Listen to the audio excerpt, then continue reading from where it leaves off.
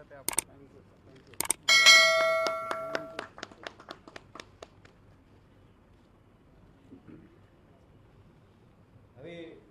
માનની ઈશુદાનભાઈજીને હું વિનંતી કરીશ કે તેઓ પોતાનું વાત રજૂ કરે.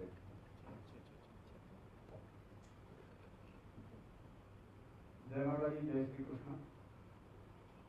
મંચસ્થ વિરાજમાન લોકપ્રિય મુખ્યમંત્રી દિલ્હીના અરવિંદ કેજરીવાલજી, પ્રદેશ અધ્યક્ષ આમ આદમી પાર્ટીના માનનીય ગોપાલ ઇટાલિયાજી,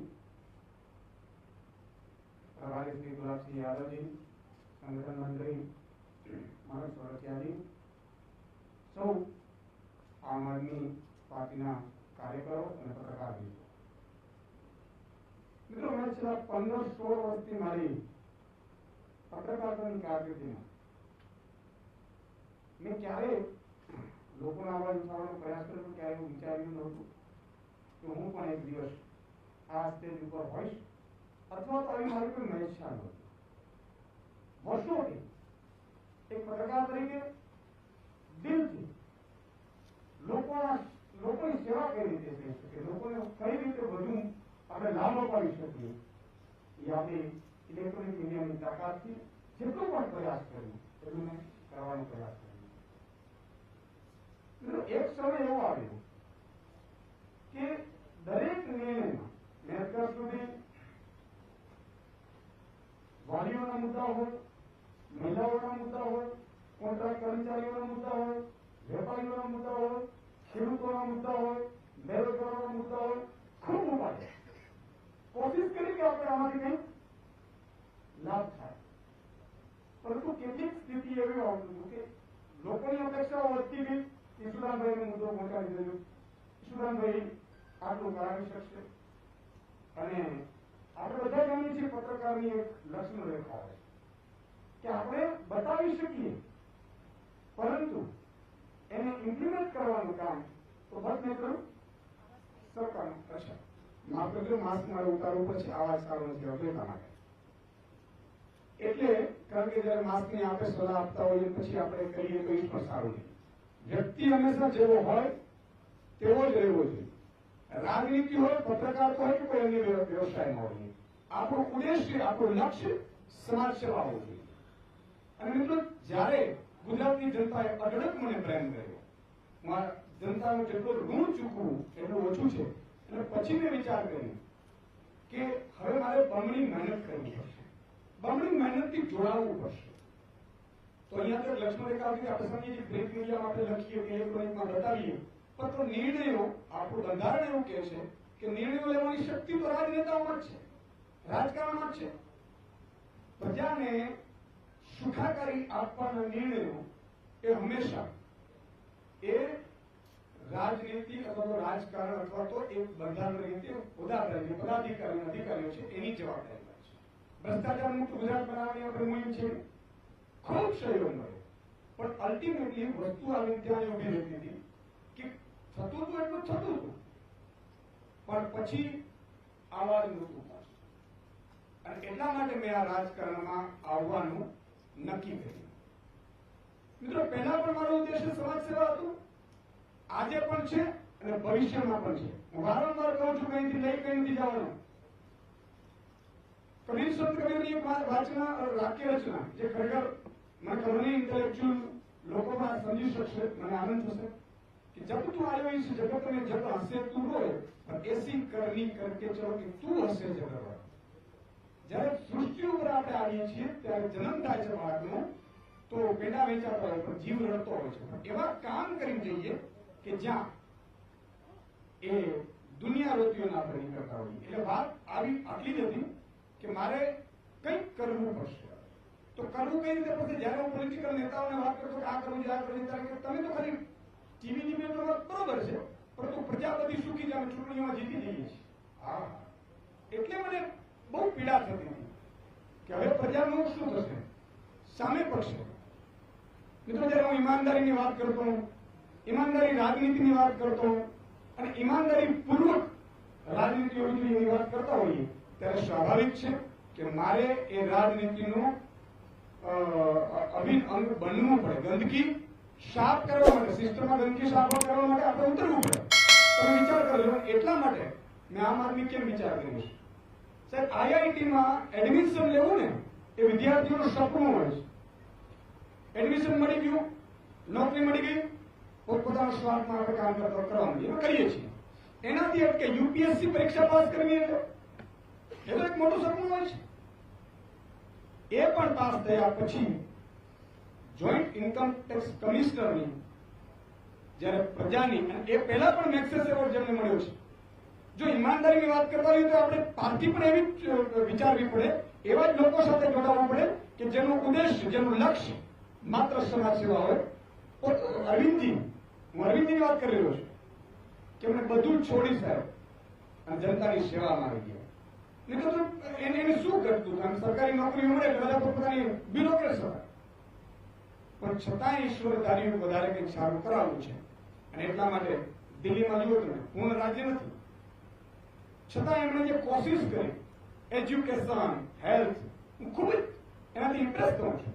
એટલા માટે માની લો કે ત્યાં केजरीवाल जी एम कहते भाई राजनीति तो गंदी है, हमें नहीं जाना चाहिए, राजनीति तो कुछ और कर लेंगे.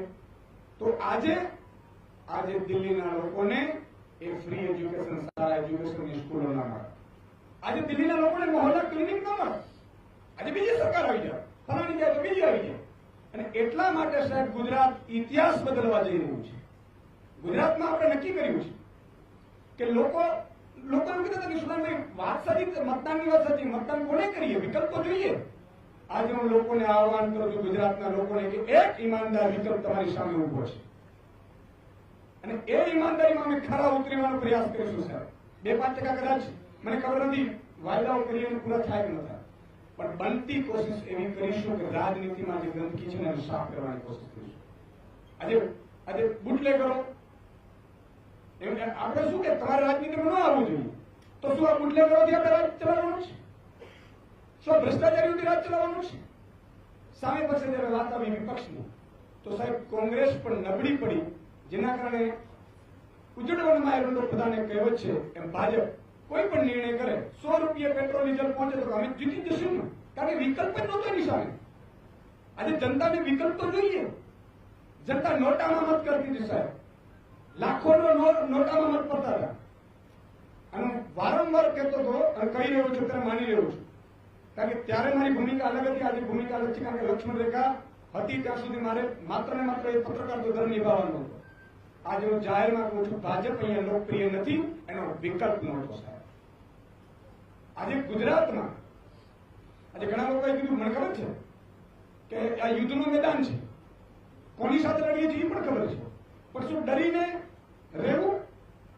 શું આમને આમ થવા દેવું, લૂંટ થવા દેવી?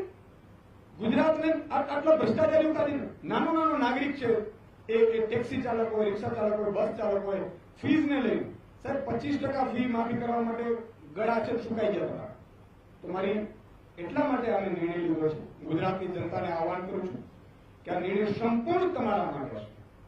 સ્વાર્થ માટે નિર્ણય હોઈ ન શકે ન તમારી. અને મેં પણ જે સ્ટેટથી હું છોડીને આવ્યો છું, મને પણ સારી નોકરી હતી, સારો પદ હતું, સારો પ્રતિષ્ઠા હતી, સારી સેલેરી હતી, ઘટતું શું હતું મારા? તોય જનતાની વચ્ચે જવાનું એટલા માટે નક્કી કર્યું સાહેબ કે જનતાની અપેક્ષા એટલી વધી ગઈ હતી. અને છેલ્લા 4-5 દિવસમાં ગામડાઓમાં હું 20,000 લોકોને મળ્યો, પ્રયાસ કર્યો મેં સાહેબ. લોકોનો જે પ્રેમ છે, લોકોની જે આશાઓ બંધાણી છે, ઈશ્વરને પ્રાર્થના કરી કે આશાઓ આપણે ખરાબ થઈ. આજે મુદ્દો એ છે, વાત ઈમાનદાર રાજનીતિની છે. અને સૌ યુવાનોનો છેલ્લે આહવાન કરું છું, હું સૌ આમ આદમી પાર્ટીના મિત્રોનો પણ આભાર માનું છું.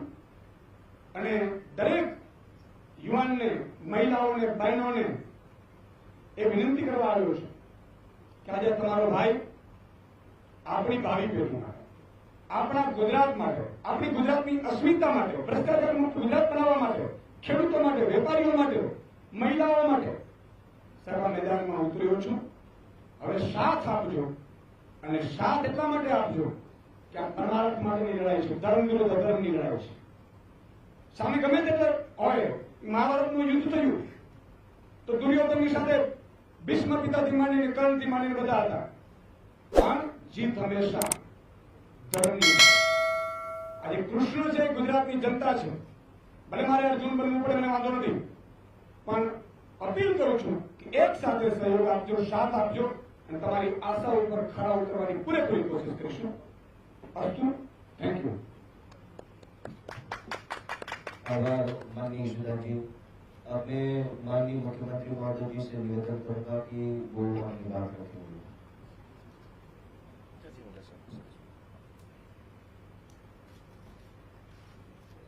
आप सब लोगों को मेरा नमस्कार.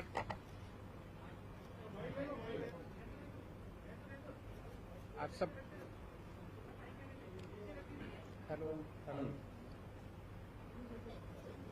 आप सबको मेरा नमस्कार. मंच पे मौजूद यशुदान भाई, गोपाल भाई, मनोज भाई, गुलाब जी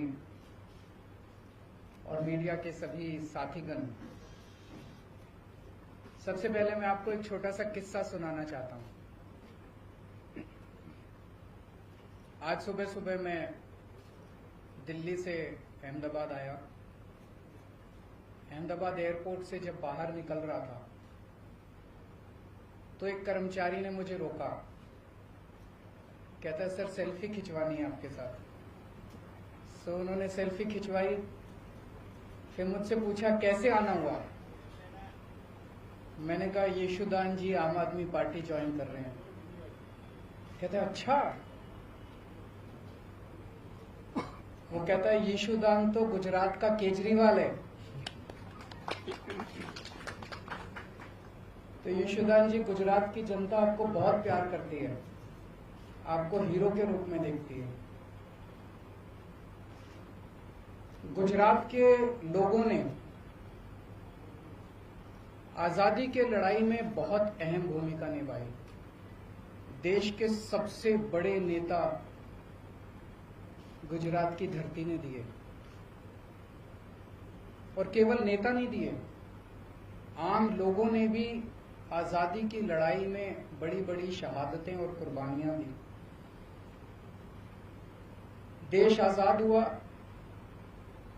पूरा देश रियासतों में बटा हुआ था. फिर सरदार पटेल ने बीड़ा उठाया कि देश को एक करना है. रात दिन 24 घंटे मेहनत करके उन्होंने पूरे देश को इकट्ठा किया. उसके बाद क्या हुआ? पिछले 75 साल अधिकांश कांग्रेस और बीजेपी की सत्ता की कहानी है.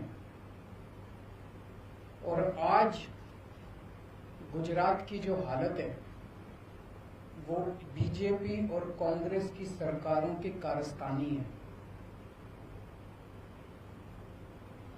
पिछले 27 साल से गुजरात में एक ही पार्टी की सरकार है, लेकिन पिछले 27 साल इन दोनों पार्टियों के गठजोड़ की कहानी है, दोनों पार्टियों की दोस्ती की कहानी है. कहते हैं, मुझे नहीं पता, आपको तो ज्यादा पता होगा, कि कांग्रेस बीजेपी की जेब में है. जब जब बीजेपी को जरूरत होती है तो माल कांग्रेस सप्लाई करती है. ऐसे कैसे चलेगा? गुजरात के कौन सुध लेगा? आज गुजरात के किसान आत्महत्या कर रहे हैं 75 साल के बाद. गुजरात के सरकारी स्कूलों की बुरी हालत है, गुजरात के सरकारी अस्पतालों की बुरी हालत है. गुजरात के व्यापारी डरे हुए हैं. डरने की क्या जरूरत है? अब तो देश आजाद हो गया, किसी की हिम्मत नहीं है. अभी कुछ साल पहले मेरा एक दौरा लगने वाला था. गुजरात का एक बहुत बड़ा चेंबर ऑफ कॉमर्स है, उन्होंने मुझे इनवाइट किया. ऐन वक्त पे गुजरात के अथॉरिटीज ने उन पे प्रेशर डाल के मेरा दौरा कैंसिल करा दिया. ये क्या बात हुई? गुजरात के व्यापारी डरे हुए, और पिछले 1 साल के अंदर कोरोना काल के दौरान जिस तरह से गुजरात को अनाथ छोड़ दिया गया, ऐसे लगा जैसे गुजरात के लोगों की सुध लेने वाला कोई नहीं है, गुजरात के लोगों का ख्याल रखने वाला कोई नहीं है. ऐसे हालात के अंदर यशोदान गढ़वी जी ने जो निर्णय लिया राजनीति में आने का, मैं यशोदान जी को तहे दिल से बहुत बहुत बधाई देता हूं। उनको क्या जरूरत पड़ी थी? जब किसी का कैरियर खत्म हो जाता है, जब किसी को कोई पूछने वाला नहीं होता, तब अगर कोई छोड़ छाड़ के राजनीति में आए तो समझ में आता है। लेकिन अगर कोई अपनी कैरियर की पीक पे अपने कैरियर को लात मार के राजनीति के अंदर आए तो वो गुजरात की जनता के लिए आ रहा है। पिछले कुछ सालों से यशोदान जी अपने टीवी चैनल के और अपने कार्यक्रम के जरिए एक एक आम गुजराती की आवाज बने हुए थे, उनकी आवाज उठाते थे। लोग उनके साथ अपने आप को रिलेट करते हैं। आज गुजरात का हर व्यक्ति यशोदान जी के साथ रिलेट करता है। लोगों को लगता है कि वो हमारी आवाज उठा रहे हैं, लेकिन सिस्टम के बाहर रह के आवाज उठा के समस्याओं का समाधान करवाने की अपनी एक सीमा है। सिस्टम के बाहर रह के हम नुक्स निकाल सकते हैं, शोर कर सकते हैं, आंदोलन कर सकते हैं, टीवी के ऊपर आवाज उठा सकते हैं, डिबेट कर सकते हैं, न्यूज में दिखा सकते हैं। लेकिन अगर सामने वाली सारी पार्टियां मिली हुई हों और उनको सुनने की जरूरत ही नहीं, अगर सामने वाली पार्टियां कहे जो करना है कर लो, हमें तो कोई परवाह नहीं है, तुम जितनी आवाज उठानी है उठा लो, हमें तो कोई परवाह नहीं है, चुनाव का नतीजा तो पता ही है, हमें तो जीतना ही है, तो फिर क्या करेगा कोई आदमी? तो इन्होंने तय किया कि अब सिस्टम के अंदर जाके, कीचड़ के अंदर उतर के कीचड़ को साफ करना पड़ेगा। मैं समझता हूं कि ये इनका बहुत बड़ा त्याग है। ये छोटी बात नहीं है कि अपने कैरियर के पीक के ऊपर, कैरियर के टॉप के ऊपर जब कोई आदमी बैठा और वो अपनी कैरियर को लात मार के अगर वो राजनीति में आया, तो मैं समझता हूं कि उन्होंने बहुत बड़ा त्याग किया है। मैं इनको बहुत बहुत बधाई देना चाहता हूं, इनके त्याग को सलाम करता हूं। और मैं समझता हूं कि जो आम गुजराती आज विकल्पहीन हो गया था, उसे लगता था कि विकल्प ही नहीं बचा गुजरात की राजनीति के अंदर, ये दोनों तो एक ही हैं, इनको वोट देना है, इनको वोट देना है, कोई फर्क नहीं पड़ता है, एक ही हैं ये दोनों। आज उनको एक सार्थक विकल्प मिला है। गुजरात के अंदर बैठा हुआ भी हर आदमी देख रहा है कि अगर दिल्ली के अंदर बिजली मुफ्त हो सकती है, 24 घंटे बिजली हो सकती है, तो गुजरात के अंदर बिजली इतनी महंगी क्यों है? गुजरात के अंदर बैठा हुआ आदमी देख रहा है कि अगर दिल्ली के अस्पताल 5 साल के अंदर इतने अच्छे हो सकते हैं, दिल्ली के स्कूल 5 साल के अंदर इतने अच्छे हो सकते हैं, तो 70 साल के अंदर गुजरात के स्कूल और अस्पताल अच्छे क्यों नहीं हुए? अब होंगे, अब बदलेगा गुजरात। अब यशोदान भाई ने जो बीड़ा उठाया है, मैं भगवान से प्रार्थना करता हूं, आज हम सब लोग मंदिर में बैठे हुए हैं, पवित्र स्थान पे बैठे हुए हैं, मैं भगवान से प्रार्थना करता हूं कि जो सपना, गुजरात के लोगों का सपना पूरा करने का जो यशोदान भाई ने संकल्प उठाया है, वो यशोदान भाई, गोपाल इटालिया जी, मनोज भाई, इनकी पूरी टीम गुजरात के 6 करोड़ लोगों के साथ मिलके, अब सब मिलके गुजरात को बदलेंगे। और बहुत शुक्रिया।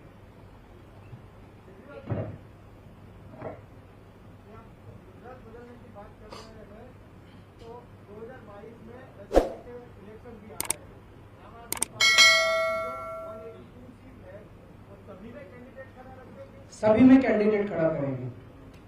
क्या रणनीति क्या है? बताएंगे, अभी तो शुरुआत है। आज लोग मुद्दे जनता तय कर रही है। आज युवा बेरोजगार है, क्यों बेरोजगार है?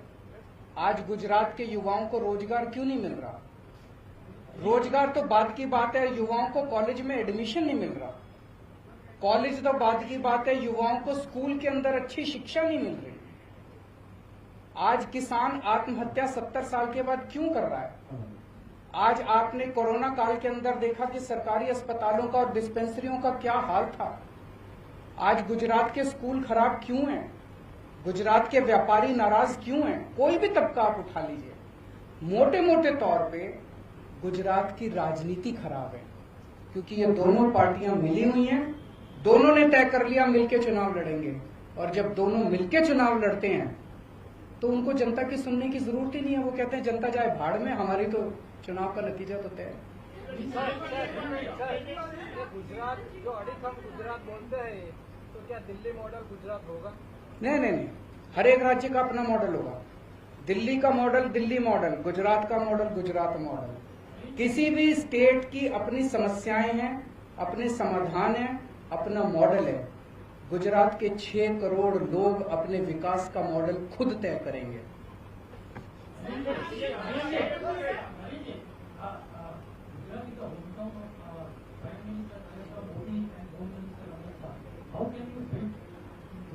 How can you? देखिए, मैं किसी इस वक्त नेता या उसके किसी का खिलाफत करने के लिए यहाँ नहीं आया। मैंने जनता के मुद्दों की बात की है। उन जनता, क्या आप मानते हैं कि आज गुजरात के युवा बेरोजगार हैं? आप मानते हैं? क्या आप मानते हैं कि अस्पतालों को सुधारने की जरूरत है? आप मानते हैं? क्या आप मानते हैं कि किसान आत्महत्या कर रहे हैं? आप मानते हैं? हमारी राजनीति जनता के मुद्दों से जुड़ी हुई है। हम किसी नेता के खिलाफ नहीं है, हम किसी पार्टी के खिलाफ नहीं है, हम जनता के विकास के लिए काम कर रहे हैं, हम भ्रष्टाचार के खिलाफ हैं। अभी गुजरात में जो आपकी पार्टी के साथ 2 मुद्दे थे, वो पत्रकार 2022 का इलेक्शन आप किसके चेहरे पर लड़ेंगे? जनता के चेहरे पर लड़ेंगे। जनता तय करेगी, जनता हमारा चेहरा है। दिल्ली के 2 करोड़ लोगों ने मिलकर राजनीति बदली है, केजरीवाल ने राजनीति नहीं बदली। केजरीवाल तो छोटा सा आदमी है, मेरी कोई औकात नहीं है। 6-7 साल पहले तक केजरीवाल को कोई नहीं जानता था। दिल्ली के 2 करोड़ लोगों ने मिलकर तय किया कि अब इन दोनों पार्टियों को हराना और इस छोटी सी आम आदमी पार्टी को वोट देना। जनता ने आम आदमी पार्टी को वोट दिया और जनता ने राजनीति बदली। गुजरात के 6 करोड़ लोग अभी तक मजबूर थे, उनके पास विकल्प नहीं था। गुजरात के लोगों को तय करना है अब कि हमें राजनीति बदलनी है कि नहीं बदलनी। Thank you.